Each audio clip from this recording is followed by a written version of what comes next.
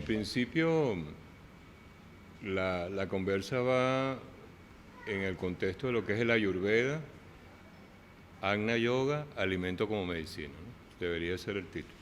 ¿Por qué debería ser el título? Si ustedes ven ese planiferio que hay allí,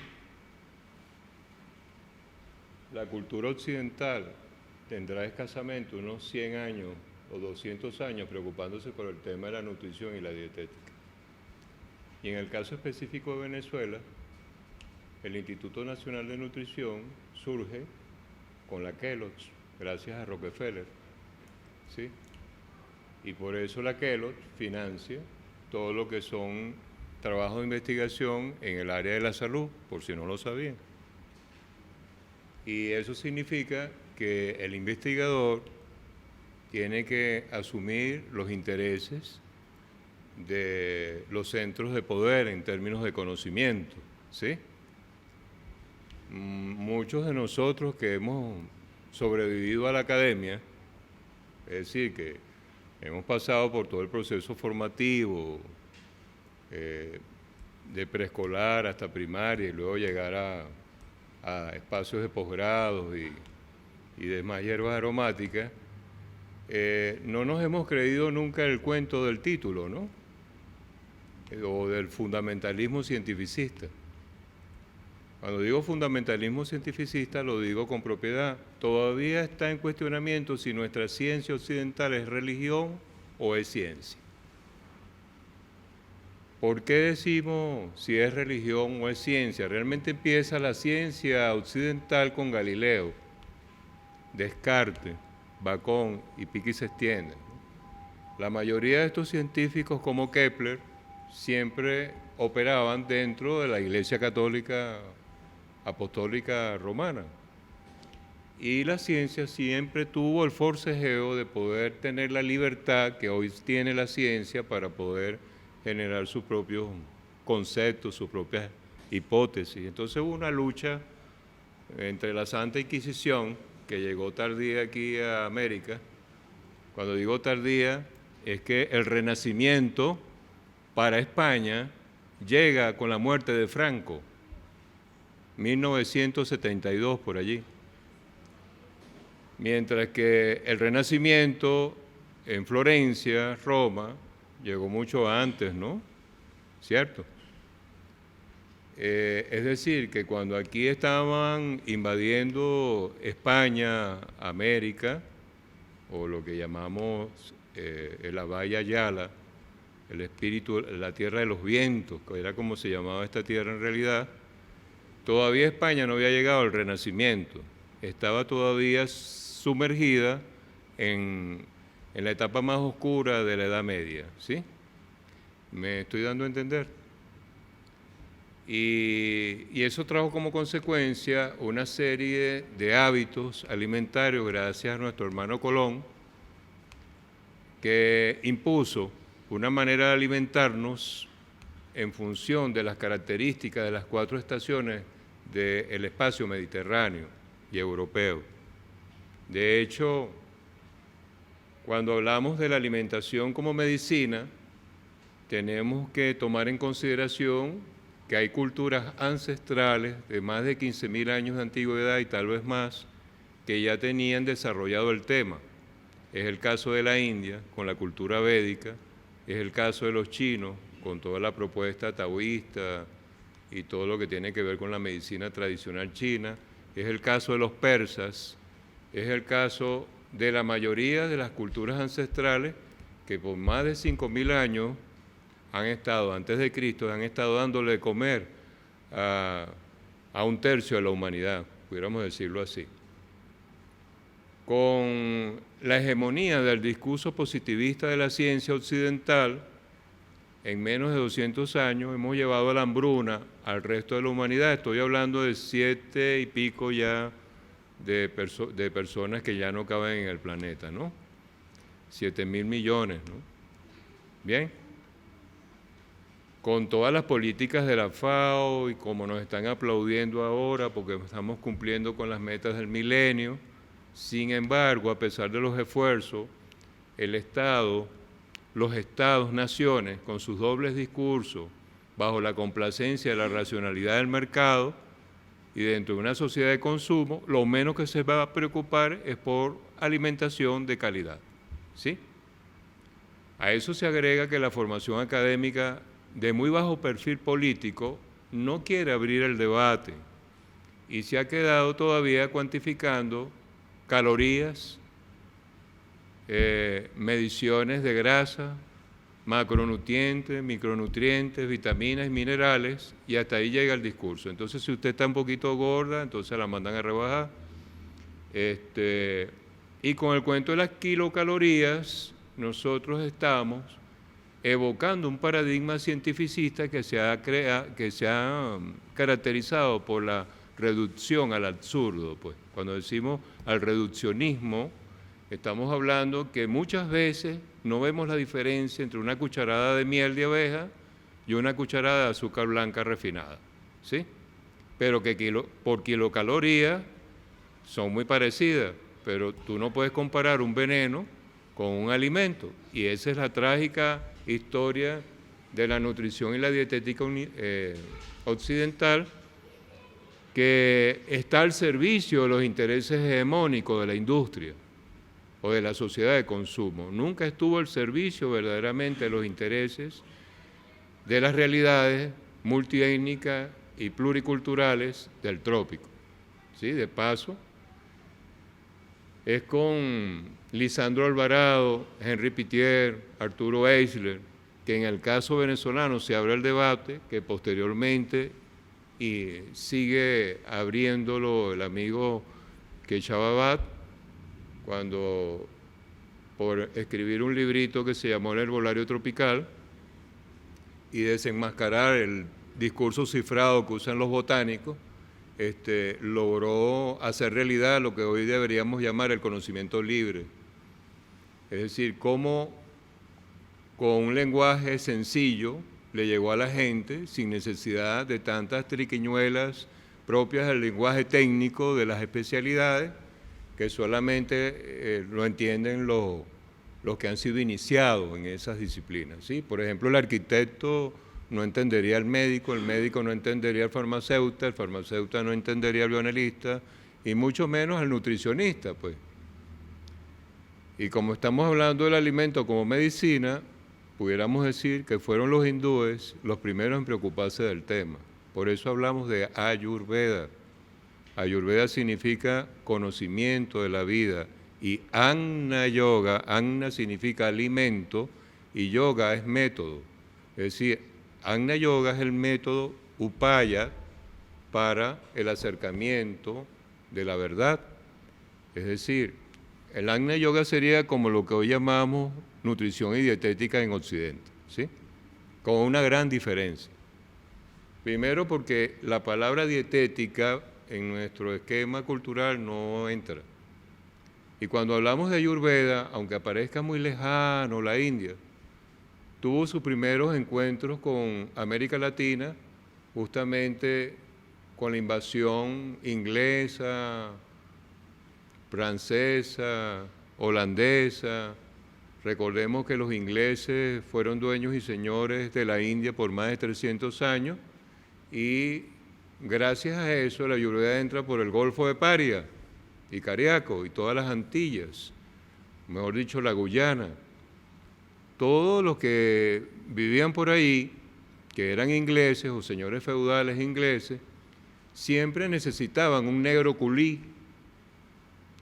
En mi familia hay muchos negros culíes, por eso la pinta tal vez, la traza cultural que uno trae. Por tradición de familia somos curanderos, yerbateros, conuqueros, creemos en otro tipo de ciencia y hemos sobrevivido a la ciencia de la universidad, gracias a Dios, dicen algunos, ¿no?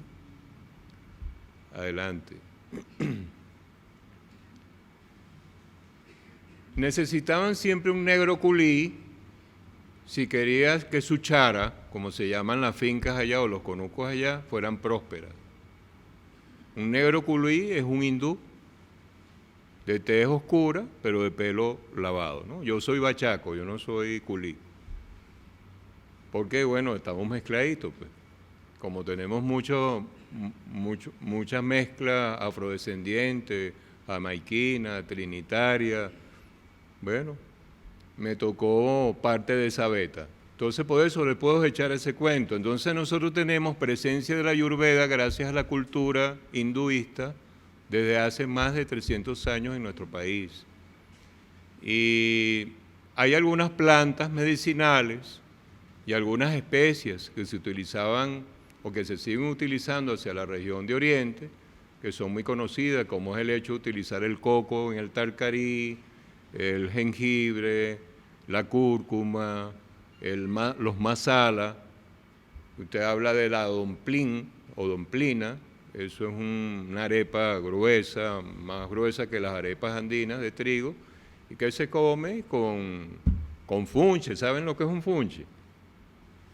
Eso es maíz, que es el avío de los pescadores, que se hacía con ají picante al principio y pimentón o con lo que usted lo quiera sazonar, ¿no? Es como una torta de casabe que se hace batiendo, igual que como si fuera a hacer un majarete, una polenta, que luego llegaron los italianos y la rellenaron de carne, ¿no? Pero realmente se le dice funche, ¿sí? Y se habla del funche con coco, por ejemplo, ¿sí?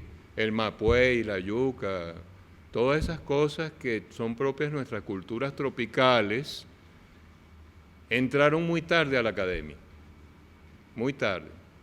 ¿Y muy tarde por qué? Porque la crisis económica ha obligado a revisar sustitutos, ¿sí? Y empezamos a copiar patrones de consumo muy auspiciados por los científicos, y cuando usted quiere decir mentira, hay tres maneras de decirlas, ¿no? Científicamente hablando, ¿sí? Medias verdades o mentira, ¿sí? Cuando usted quiere convencer a alguien, sale con una botella de Gatorade diciendo que es maravilloso para los deportistas, lo que no sabe la gente que es guaraná en alta concentración, más cafeína. Y claro, cuando te zampas un botellazo de Gatorade, es lógico que te dé una nota, porque empiezas a activar la segregación de adrenalina, entre otras cosas. Pero luego, con los años, el que no sabe consumir guaraná, que solamente lo saben consumir los indígenas de Amazonas, a los 10 años empiezan con unos rebotes de delirium tremens, depresiones. He tenido bastantes pacientes con esos problemas, ¿no? Las equivocaciones son, por supuesto, propias de cada cultura. A pesar de que hay muchos premios Nobel que han tocado el tema, como Carrel, muchos premios Nobel que le han dicho a la ciencia convencional que hay que cambiar la alimentación porque de eso depende la salud de la humanidad. Y hay tres cosas que tenemos que revisar siempre que estamos construyendo o conviviendo en una sociedad, como son el aspecto de la salud, la educación y la alimentación. Bien, si usted quiere derribar un sistema, penetre por allí.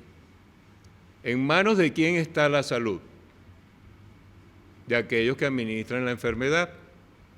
¿Quiénes administran la enfermedad? El sistema médico convencional.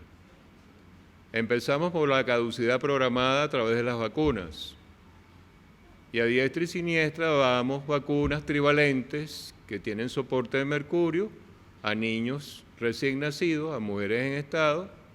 Ya lo hemos visto con el rollo de la peste aviar, ¿verdad? El A1H1N1, ya no sabemos cuántos nombres tiene, que es una mezcla extraña entre una gripe porcina, avícola y humana.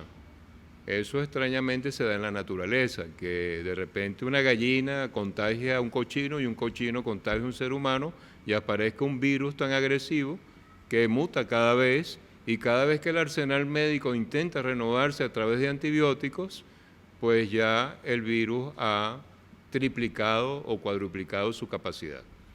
No estoy diciendo nada extraño, ¿no? Ni ofensivo, ¿no? Porque el que quiere investigar, que investigue.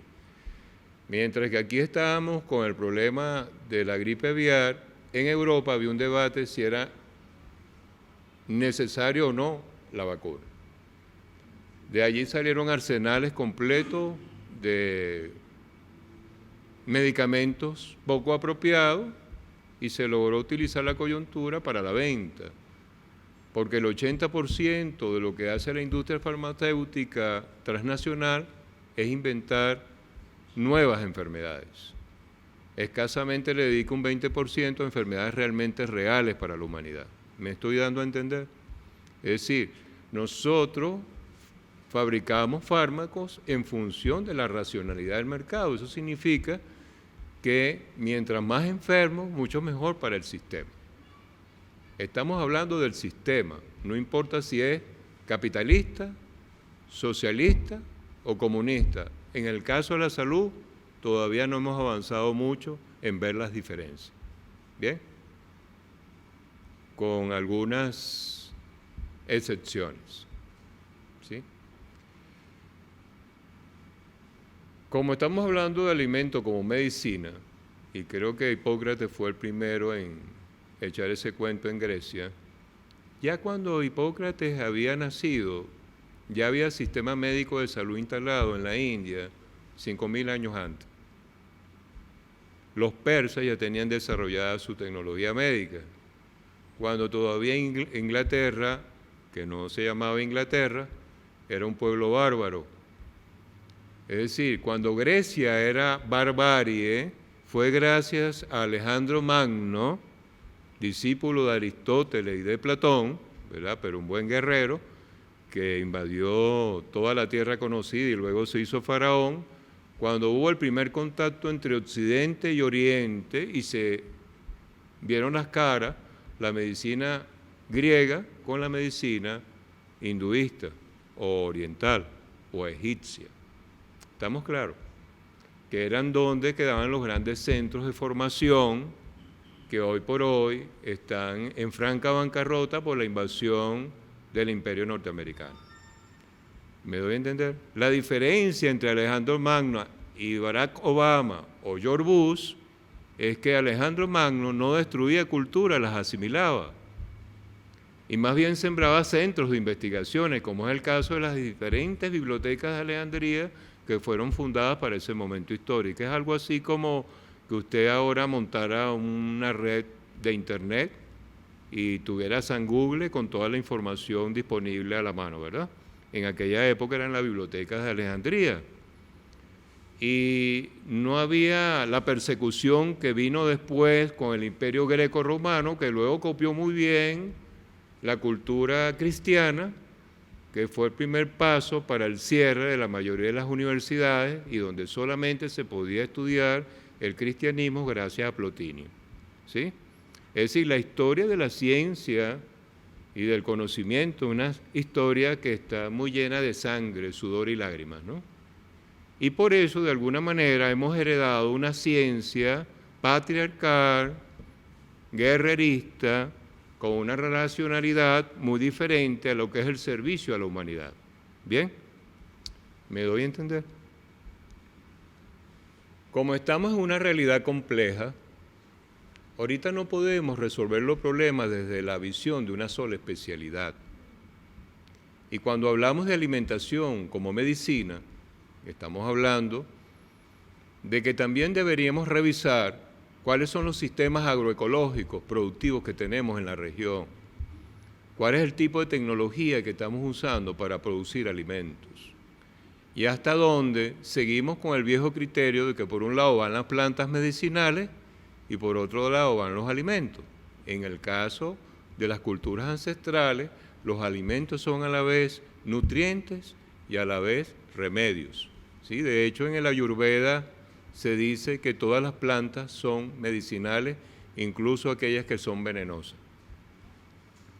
Tienen su manera de utilizarse si sabemos procesarlas, ¿sí? Por ejemplo, en el caso de la cafeína, si la utilizamos en microdosis, pues ayudaría a prevenir infartos. Pero si la usamos como se bebe el café convencionalmente, que toma la gente todos los días en nuestro país, parece que está escaseando, menos mal, así como están escaseando los huevos y los pollos, yo digo, ojalá que siga así la cosa, porque no necesitamos tantas bombas de hormonas para que nuestro organismo por lo menos recupere un poco la salud. ¿Me doy a entender? En el pasado solo podían comer carne 3 veces al día, los 365 días era la realeza. Y por eso los aristócratas siempre tuvieron problemas de enfermedades degenerativas, además que se cruzaban entre ellos porque eran de sangre azul. Pero el pueblo, los campesinos, no se podían dar ese lujo. De hecho, estoy hablando aquí en Mérida, en un espacio que tradicionalmente tiene vocación agropecuaria, más agrícola que pecuaria. Y que yo sepa, siempre engordaban su cochinito para diciembre, pero no era que comían cochino todos los días. Ahora la gente consume proteínas animales mañana, tarde, noche, a cualquier hora. Y de paso, eso que llamamos cadáveres embalsamados, que son los famosos mortadelas, los jamones endiablados, que como ustedes verán, no se le acercan las moscas porque tienen bastante nitritos y nitratos, que son un producto bien cancerígeno para la salud.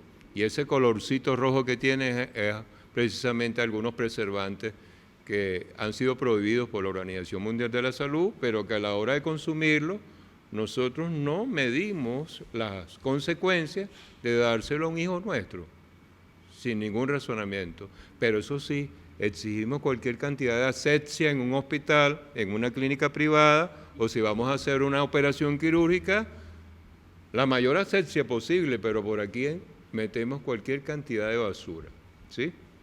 Estamos siguiendo un poco el cuento. Es decir, estamos comiendo cáncer. ¿Cómo usted consume cáncer?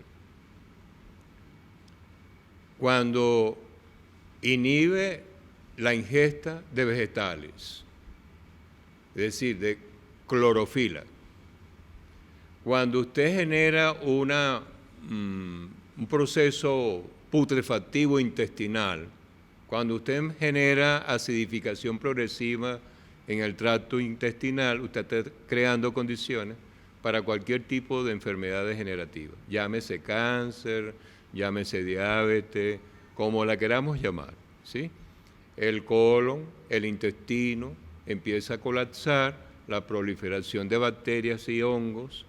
Es decir, vamos a notarlo con los bebés recién nacidos. El mejor ejemplo, si es una madre medianamente sana, el niño los primeros días, los primeros meses de vida, su caca huele a yogur, mezcladito con cúrcuma, es un olor muy característico, pero no huele a podrido hasta que empezamos a introducirle alimentos que son recomendados por el pediatra.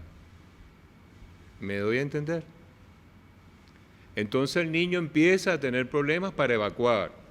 Si antes evacuaba cada vez que mamaba la teta, después evacúa una vez cada 3 días. Y así vamos hasta que cumpla los 5 años, que el sistema lo va adaptando para que sea un fiel cliente de la farmacia. Y todo eso con la venia de la ciencia. ¿Qué le dice a una mamá, a un médico pediatra, después de los 6 meses, que la teta no es necesaria? Todavía seguimos con ese discurso, que eso no le sustenta, que tiene que meterle leche maternizada, fabricada por la Polar, con los residuos de la producción de las vacas, tenían que hacer algo, inventamos las leches maternizadas, por si no sabían. Y a la Nestlé se le siguió un juicio en la década de los 50, 60, por ser culpable de muchas muertes de niños recién nacidos en esa década. Pueden investigar, eso está en memoria, solo que a veces olvidamos muy rápido. Eso que ustedes llaman Cerelac, Nestum, todo eso es cemento blanco para que el niño no pueda evacuar, ¿ok? Colorantes. Todas esas harinas refinadas de sospechosa, dudosa procedencia, también sirve como perrarina para los perros y gatarina para los gatos, ¿sí? Es la misma fábrica. Así que vamos a revisar un poco qué es lo que tenemos como alimentación.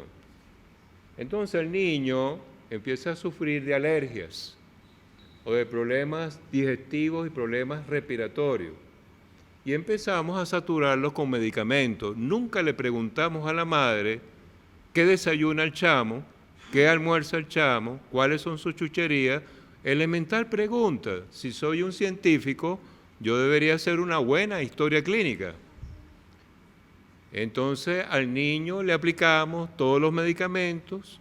En el caso de la Ayurveda, siempre le preguntamos a la madre y al padre cómo se alimentan y le mandamos los remedios a la mamá y el niño se cura. ¿Me doy a entender? Eso significa que hay 3 variables que tomar en consideración a la hora de alimentación sana. Una, que el cuerpo necesita la ingesta de alimentos apropiados a su condición humana, a su edad. No es lo mismo la alimentación de un niño entre 0 y 5 años que la alimentación de un adolescente que está en plena efervescencia hormonal, ¿sí?, a la de un viejito o a algún joven adulto, ¿sí? No, aquí le damos comida de adulto a los carajitos ya después del 6º mes de vida. Dele su sopita de lagarto con un hueso blanco, ¿sí? Le damos hígado, vísceras, y sabemos muy bien cómo se crían las vacas en este país, especialmente en este país. Preguntemos a un veterinario, ¿cuánto cuesta mantener una vaca hasta que la hacen engordar con hormonas de crecimiento? ¿Y cuánto dura eso en el plato de cualquier venezolano para su ingesta? ¿Sí? Realmente no somos carnívoros, nos hemos adaptado a las circunstancias. Lo que sí no podemos eliminar es el consumo de vegetales, frutas, hortalizas. Usted elimina los productos vegetales y solo se dedica a una monodieta carnívora y estoy seguro que viene el envejecimiento precoz y otras enfermedades degenerativas. Así sea llanero. También tenemos el caso del presidente Chávez. ¿Por qué muere Chávez? Por los hábitos alimentarios llaneros que le caracterizaban. Además, el excesivo trabajo, 2 horas de sueño y se echó encima todo un proceso que requiere de mucha gente, ¿verdad? Y porque ahora Fidel Castro está recomendando la moringa orífera, el BEN, porque a él sí le ha dado resultado. Si le decimos eso a cualquier venezolano, dice, nosotros no somos iguana. No tenemos la cultura del consumo de la ensalada, no tenemos la cultura del consumo de la fruta, se nos ha olvidado. Y muchas veces, en vez de comer mango, que se pierden en los llanos, preferimos una Coca-Cola o sencillamente estamos soñando con peras y manzanas del Mediterráneo. Eso significa que estamos alienados, somos esclavos de conciencia. Y eso empieza cuando la madre le está dando de mamá a su bebé y no consume los alimentos apropiados a su momento de amamantamiento, a su fase de lactancia, incluso en el proceso de formación del bebé en la barriguita. Si usted quiere que un muchacho tenga tendencias de consumo de droga, deje que la madre fume los 9 meses de embarazo. El chamo también está fumando. El resto es el buen ejemplo que le damos en casa, porque ellos copian, como los monitos, ¿sí? Tienen muy buena memoria y son, de alguna manera, libres de crear, pues. Entonces eso lo llamamos estilo de vida, ¿sí? En salud pública, el estilo de vida es el proceso, si se quiere, de las dinámicas familiares.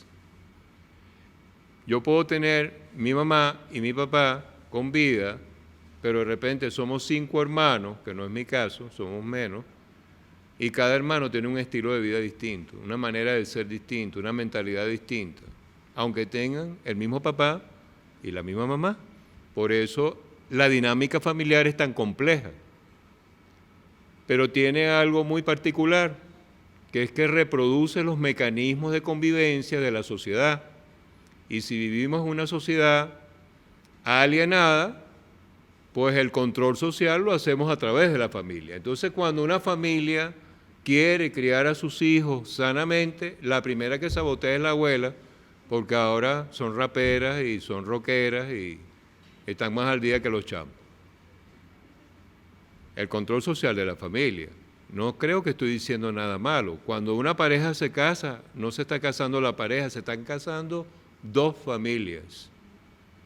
Y montan el escenario para que haya la pelea de gallos todos los días. Si no sabemos desmontar esos mecanismos de control y de convivencia negativa, pues terminamos divorciándonos, pero no nos divorciamos de la familia, nos divorciamos de la pareja, que es mucho más fácil, pues. Pero los mecanismos recurrentes de conducta siguen allí y justamente son alimentados con lo que comemos todos los días. ¿Bien? El otro nivel de complejidad ya es comunitario, es lo que llamamos condiciones de vida. Las condiciones de vida tienen que ver con los servicios públicos que debe tener cualquier barrio, cualquier comunidad.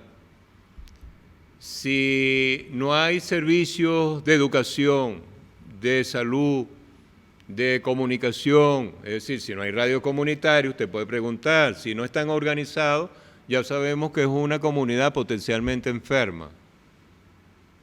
Si sus casas están en condiciones de hacinamiento, todo eso que llamamos condiciones de vida está relativizado a las condiciones urbanas, rurales del hábitat. Y eso tiene que ver con los aspectos epidemiológicos que maneja la salud pública. Muchas veces hemos logrado salud gracias a los cambios hechos por el urbanismo moderno. Recordemos que antes las cloacas corrían abiertas. En Francia pasaba así, que la gente cree que Francia siempre fue muy refinada. La Francia antigua, antes del barón Haussmann, echaban los miados por la ventana. Y si usted tenía que usar un sombrero a la ancha para que eso no le cayera encima. Y si quieren darse un paseíto por Barcelona, España, más o menos a las 9, 10 de la noche y verán a qué huelen las calles de Barcelona. ¿Me explico? Gracias a la red de cloacas se logró cierto saneamiento urbano, pero terminamos acabando con los ríos, que todavía, aquí mismo pasa el Albarrega, bajamos todas las cañerías de todas estas urbanizaciones muy finas que rodean a la ciudad de Mérida, pero igualito nos cagamos el río, me disculpan la grosería.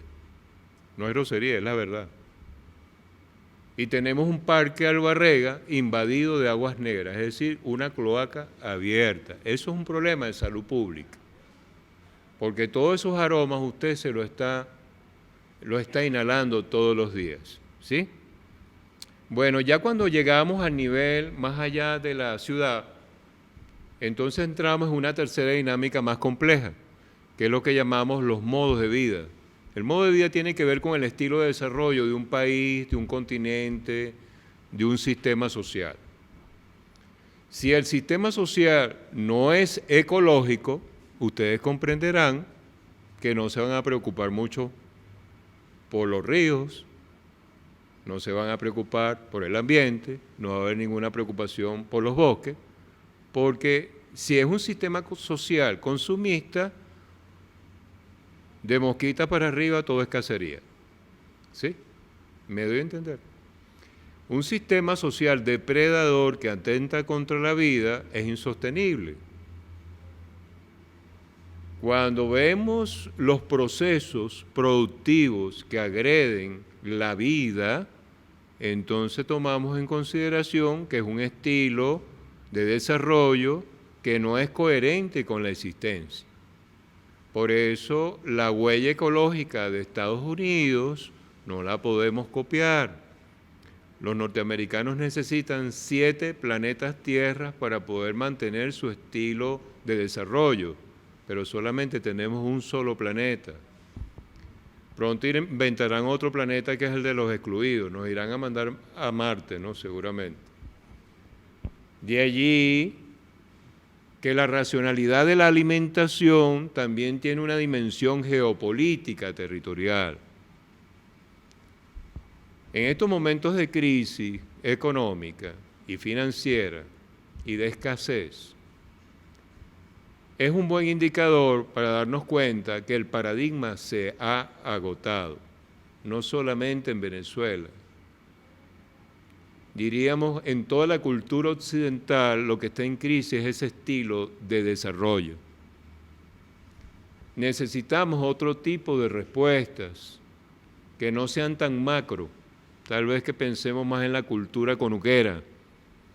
En Mérida, por ejemplo, no sería difícil resolver el problema de soberanía agroalimentaria si dejamos de pensar como los madrileños y los caraqueños, si dejamos de seguir comiendo como las grandes metrópoles hegemónicas. Pero como ustedes verán, surgen todos los días más centros comerciales, donde las ferias se han hecho famosas, ¿verdad? Lo difícil es conseguir allí una buena arepa de maíz raspado, un buen casabe, una buena cachapa. No, eso no es comida internacional. Es decir, nosotros seguimos con esos rellenos mentales y estamos promocionando lo que no es. De allí que debemos tropicalizar las ciencias de la alimentación. De allí que tenemos que tropicalizar las ciencias de la salud. De allí que tenemos que tropicalizar a las universidades que todavía se rigen por los esquemas europeos y por eso que dan vacaciones en agosto, porque es verano. Y por eso los intensivos se hacen en agosto, ¿sí? Claro, en verano en Europa nadie lo aguanta, en lo que sube la temperatura a 30 grados, 35 grados, todo el mundo se asfixia, pero aquí los maracuchos trabajan todos los días y se tienen que calar temperaturas de 40, 45 grados, ¿verdad? Es decir, nosotros, nuestro estilo de vida, nuestras condiciones de vida y nuestro estilo de desarrollo es eurocentrista todavía, ¿bien? Y como es eurocentrista, no tiene nada que ver con la tropicalidad. Y por eso nuestra alimentación es una alimentación que es enajenante. Yo no llamaría eso alimentación. El estilo nutricional y dietético que hemos heredado es occidental. ¿Bien?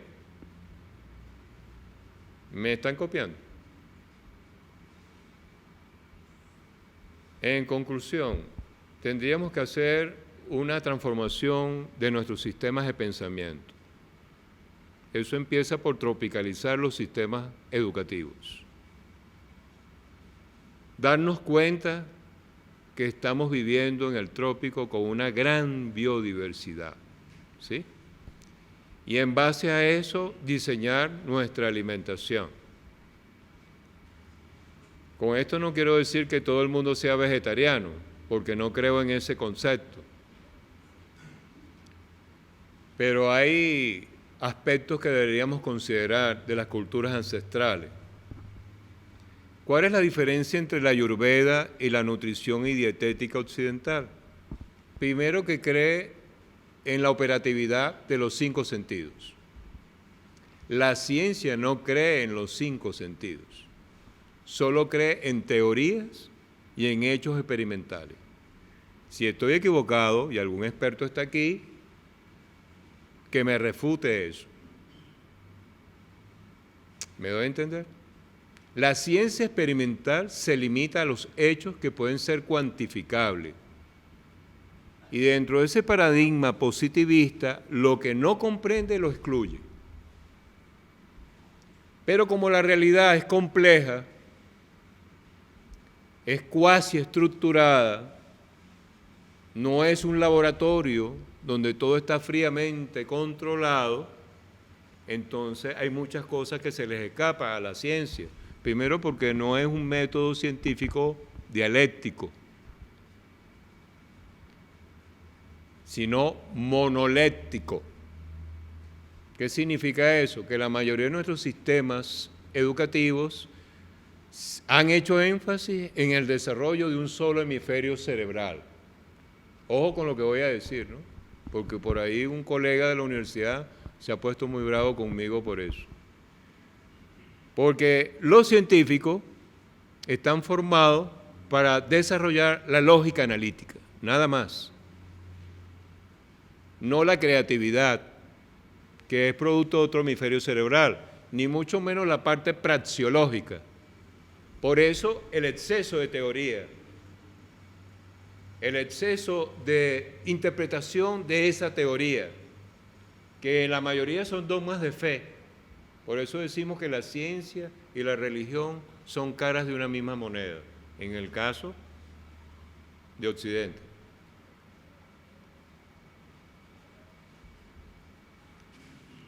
Porque hemos sustituido a Dios y pusimos al hombre como centro. Es antropocéntrica y patriarcal. Creo que en este momento que la realidad nos está exigiendo respuestas mucho más integradoras, deberíamos dar el salto de lo antropocéntrico para no seguir midiendo la realidad del universo según la escala del ser humano, porque hay otras formas de vida, ¿sí? Por lo menos dar el saltico a los cosmocéntricos, cosmocéntrico con K, no con C. Con C estudian en el SIDA el cosmos, que es contar cuántos planetas, cuántas estrellas, cuántas galaxias, no. Cuando hablamos del cosmos con K, estamos hablando de la diversidad de seres vivientes que hay en un multiverso que ni siquiera conocemos. Bien, y todos son importantes para la vida. Esto requeriría entonces cambiar los sistemas de pensamiento y las universidades pues van a tener que actualizarse. Si ustedes quieren saber lo que es el alimento como medicina, si por desgracia han tenido que estar en una estadía en alguno de los hospitales más nombrados de Mérida, en el HULA, en el Soguaniné o en los seguros sociales, o en cualquier hospital o clínica privada, ustedes verán el tipo de alimentación que se le da a los enfermos. Se enferman más los enfermos por lo que comen en los hospitales que por la enfermedad que llevaron al principio. Si me equivoco, vamos a dar un paseíto al hospital, revisemos cómo es la cocina, que la conozco muy bien, y veremos todos los focos contaminantes que hay allí y cómo la gente no dice nada al respecto. Y estoy hablando no solamente de la salud pública, estoy hablando también de las clínicas privadas, porque es un formato. A usted le enseñaron una nutrición y dietética de acuerdo a varios tipos de enfermedad, ¿sí? Pero como el nutricionista no es chef, está en las manos del cocinero, ¿sí? Es decir, hay una carencia de tecnología alimentaria allí, ya de por sí. Entonces, por eso es que usted ve que una mujer recién parida le ponen café con leche, queso, o le ponen alimentos que no la ayudan para su proceso de posparto. Lo que sí era considerado en las culturas ancestrales, eso que llaman cuarentena, ¿verdad? Hasta el miaíto tenía un propósito, ¿no? Ese michito que lo enterraban era para que el vientre no se enfriara y pudiera regenerar rápidamente el útero y se comía un pedacito de placenta. Ah, no, eso no se estila en la ciencia médica convencional, ni mucho menos en la nutrición y dietética occidental. Pero hay culturas que todavía lo siguen haciendo, que entierran su placenta donde está una planta y la cuidan. No, aquí todas las placentas van al basurero de la HULA o la negocian para hacer ingeniería de células madres, para rejuvenecer pequeños burgueses que tienen cómo pagar ese tipo de terapia. ¿Me doy a entender? O sencillamente lo botan en un basurero junto con las jeringas, con los enfermos de SIDA. Vamos al basurero de la HULA, por favor, si queremos tener claridad de lo que estoy diciendo, ¿sí? Agréguese además el fenómeno de los agrotóxicos. lo cual complica más el problema de una alimentación sana. El mejor ejemplo lo tenemos en Bailadores y en Pueblo Llano. Si queremos, busquemos las tablas de moro y mortalidad de ambos municipios y veremos la cantidad de columnas bífedas, problemas cerebrales, problemas de daños ya neuronal que están ocurriendo no de ahorita, de hace muchísimo tiempo. Pero es mucho más valioso la cosecha de papa que un carajito que salga con problemas de deficiencias mentales, porque para eso está el Estado que resuelve. ¿Me doy a entender?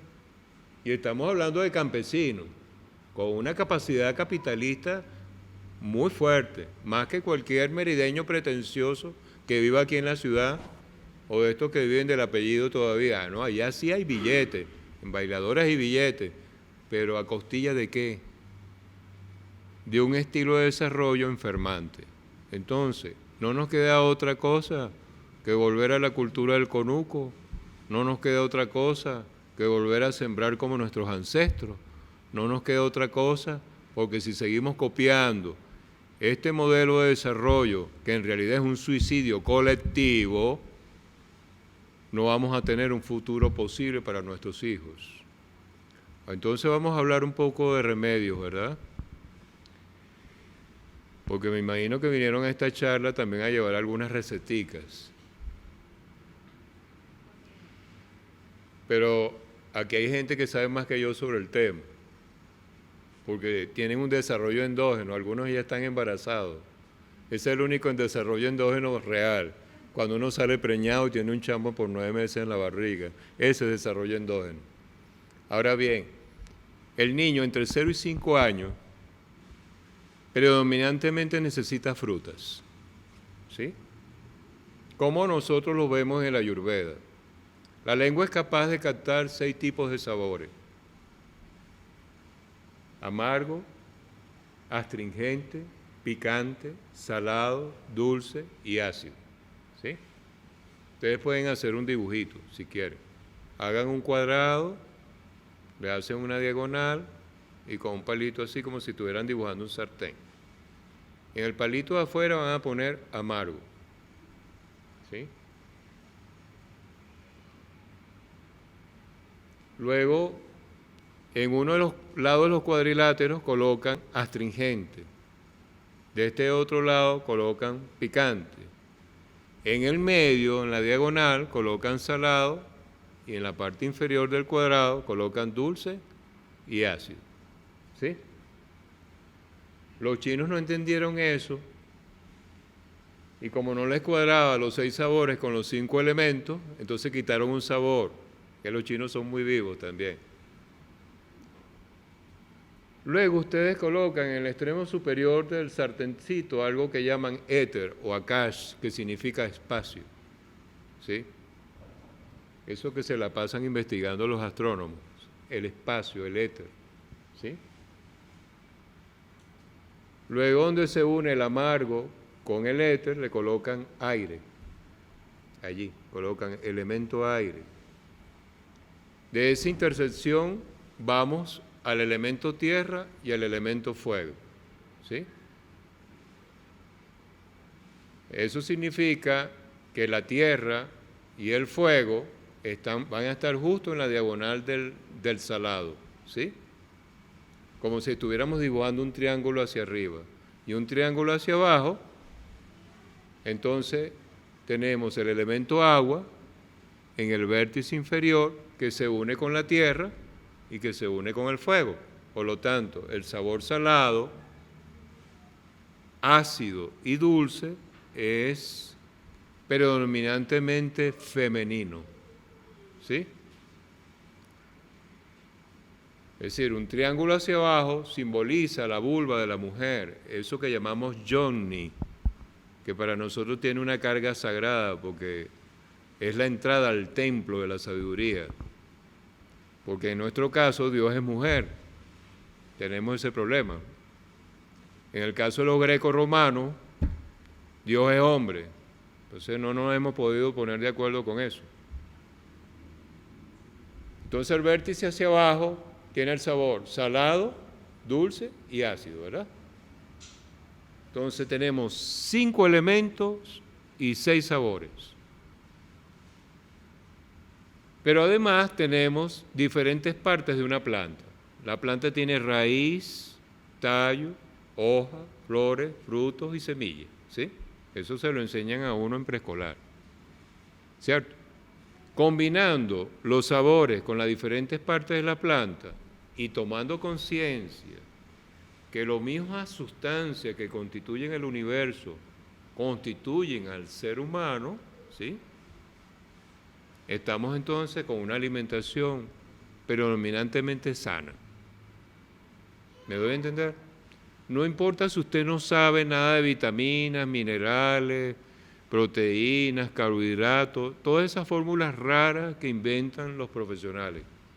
No, usted está usando el instinto, ¿sí? Usted sabe que tiene la lengua, que tiene el olfato, que tiene la vista, que tiene el tacto y que tiene la capacidad de escuchar, ¿sí? Si usted utiliza los 5 sentidos y el sexto sentido, que es fundamental, usted va a saber cómo escoger el alimento que más necesita. Podemos hacer una prueba. Agarren un recién nacido. No importa si la mamá y el papá son carnívoros o bebedores de miche.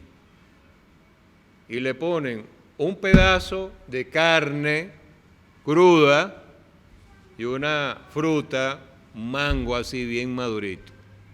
A ver qué escoge el chamo. ¿Han hecho ese experimento?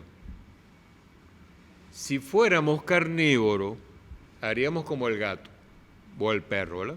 El perro no le pararía el mango. No, nos vamos por la fruta, porque la fruta tiene la capacidad de mejorar o de activar lo que llamamos el sistema nervioso central y periférico. Eso nos está diciendo que el elemento éter que caracteriza a la fruta, porque es fruta y semilla, se consume para mejorar los sistemas de pensamiento, es decir, el sistema nervioso central y periférico. Si usted consume mínimo 8 vasos de jugos de fruta, usted garantiza un sistema nervioso y una médula espinal funcionando adecuadamente. Me agarraron mínimo. Las flores son elemento aire. ¿Para qué utilizamos las flores? Bueno, algunos usan flores de Bach, pero porque tiene boca y entonces uno se vuelve adicto a la boca y eso. Pero la alcachofa es una flor, los coles de Bruselas son flores, la cayena es una flor. Hay muchas flores, la mayoría de los frutos que echan flores son comestibles. Las flores permiten que usted tenga un sistema neuromuscular esquelético en buenas condiciones, que usted pueda moverse, ¿sí? Vamos agarrando mínimo. El tallo, que es predominantemente agua, va a permitir que usted tenga un sistema circulatorio apropiado. Y las raíces, que no son farináceos, como dice la nutrición convencional, la raíz, los tubérculos, todo lo que esté por debajo de la tierra, son predominantemente tierra, elemento tierra. ¿Qué significa elemento tierra? Toda la tabla periódica está concentrada en cualquier pedazo de yuca o de cumochino o de ñame o de mapuey. Si usted sabe que debe combinar raíces, tallo, hojas, flores, frutos y semillas, ya usted sabe que tiene una alimentación apropiada, pero tiene que estar atento a los sabores. Porque nuestra dieta, además de ser una monodieta de comida grasosa, refinada y polisaturada, normalmente es predominantemente dulce o salada. ¿Sí? Cuando usted se alimenta predominantemente dulce o salado, está creando todas las condiciones para un envejecimiento precoz, para un mal funcionamiento del cuerpo, para acumular líquido, para un mal funcionamiento renal, circulatorio. ¿Me doy a entender? Eso tan sencillo nos lo enseñó Quechua Babat. Y es sencillamente usar los 5 sentidos. Como el perro, si no tiene olfato, se muere. Bueno, nosotros tenemos 5 sentidos y el sentido común. Pero el sentido común parece que en estos momentos se fue de rumba. Casi no lo usamos porque funcionamos solo audiovisualmente, ¿ves? Si no lo dice San Google, no tiene credibilidad lo que estamos diciendo. Entonces yo no puedo seguir pensando en mangos abstractos. Si yo le digo a un científico, mira esa mata de limón, él no va a ver limón, él va a ver vitamina C. Y uno le va a decir, no chico, eso es un limón. Es un limón, no es solamente vitamina C. ¿Para qué sirve ese limón? Porque estamos hablando de algunas recetas, ¿verdad? Como la gente está muy estresada con el rollo económico, yo les voy a recomendar un remedio muy bueno. Usted agarra una cucharada de aceite de oliva, aunque está muy caro, pero como remedio se puede comprar. 5 cucharadas de jugo de limón, la semilla del limón, la corteza del limón y un cuarto de cucharadita de cúrcuma. Licúa todo eso, lo cuela y le va a quedar una lechada color naranja. Ese es un excelente antidepresivo. No necesitan ir a la farmacia, pero también es un alimento, porque como nosotros somos muy cerebrales, ¿sí? A pesar de nuestra educación monoléctica, ¿sí? Gastamos mucha energía por los 5 sentidos, ese sistema cerebral tiene que estar siempre tonificado. ¿Me explico? ¿Para qué sirve esto? Lo hemos usado con éxito para la osteoporosis, por ejemplo. Lo hemos usado con éxito para problemas de estrés, depresiones.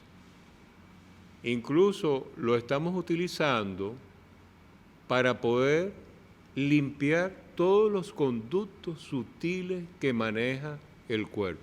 Eso lo llamamos nadis o canales pránicos, algo así como los canales de acupuntura, los meridianos. Eso no lo entiende la ciencia convencional, porque ha llegado solo hasta el sistema nervioso. Pero tenemos un sistema inalámbrico, así como la gente no cree en la medicina ancestral. Si no creen en la medicina ancestral, no deberían usar computadoras, ni teléfonos celulares, ni cámaras digitales, porque el principio de toda esa tecnología surgió en las culturas ancestrales que sí tenían la energía como parte de su estilo de vida. Nosotros apenas estamos descubriendo esa dimensión, gracias a la física cuántica. ¿Me debe entender? Entonces ese remedio que le acabo de dar es para los intelectuales, pero también para los atletas, que requieren de alta exigencia. Cualquier obrero es un atleta, pues se tiene que parar bien temprano a batir mezcla o a echar cardilla, es un atleta. Pero hay muchos intelectuales sedentarios que necesitan de esto para poder equilibrar sus procesos hormonales, por ejemplo, ¿sí? ¿Qué estoy diciendo con esto? Que si ustedes agregan especias a su alimentación, están agregando protectores enzimáticos que fortalecen el sistema inmunológico. No es solamente para darle sabor a la comida, como es el caso de la culinaria comercial. Usted va a un restaurante fino, le ponen tremendo plato, le dibujan allí, lo asaltan y lo envenenan. Ese es el típico chef que formamos en las redes hoteleras nuestras, ¿verdad? Pero como el nutricionista no sabe cocinar, no le puede decir al chef, mira, oye, no será posible que podamos hacer una simbiosis aquí, que además de que haya valor nutricional en lo que vas a consumir, no engañes a la gente. Yo les pregunto a ustedes, ¿cuánto vale 1 kilo de arroz parborizado o integral? ¿Cuántas personas pueden comer con 1 kilo de arroz y cuánto sale comerse un arroz en un restaurante cualquiera, así sea vegetariano? Y verán la carga de la especulación, ¿cierto? ¿Cuántos pueden comer con 1 kilo de caraota? ¿Y cuántos pueden comer con 1 kilo de carne? Que sometida a cocción se reduce a la mínima expresión. Y lo que vas a comer es bagazo, cadaverina y todos los miaos que echó al animal al estar asustado porque lo iban a matar. Eso es lo que estamos comiendo con la carne. Bueno, vamos a comer huevos, sí. Es una menstruación de gallina. Es un óvulo no fecundado. Es una carga de hormonas. Creo que las hormonas femeninas no son recomendables ni para hombres ni para mujeres. Y además son aves. ¿No creen ustedes que puede generar cambios en el ADN del ser humano? No nos hemos preguntado eso. Además, ¿con qué alimentas esa gallina si no es con productos transgénicos? La harina pan que la gente come es hecha con maíz transgénico. Las próximas generaciones de niños, de aquí a unos 25 años, de aquí a unos 15 años, además de ser diabéticos y cancerosos, vamos a tener problemas genéticos gracias a los Mendoza, que también son familia mía. ¿Me explico? Porque gracias a la Polar, la tradición de la arepa no se perdió. Las mujeres en Cumaná todavía pilan y muelen su maíz. Y ustedes se pueden dar el gusto de comer arepa de verdad, desde Cumaná hasta Jusepín. Hagan esa ruta, verán lo que es una arepa de verdad. Y por ahí nadie usa harina pan, nadie está haciendo cola para eso. Nosotros que somos cifrinos, sí. Y el maíz se da en todos los pisos climáticos.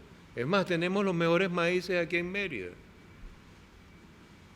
Pero como la alimentación, o mejor dicho, la dietética nutricional heredada de Occidente nos ha enajenado la capacidad de la memoria, entonces seguimos comiendo lo que estamos comiendo. Ese es el costo que estamos pagando en este momento. Otro remedio para que despierten la intuición. Un buen mango, puede ser maduro o pintón, le agregan una cucharada de jengibre, un toque de sal, un toque de cúrcuma, como verán siempre recomiendo la cúrcuma, y yogur, lo licúa, y si quiere endulzarlo con miel, endúlcelo con miel. El muchacho va a ser muy inteligente, el problema es que las maestras no lo van a soportar. A ver, pregunta, no sé qué les pareció esto.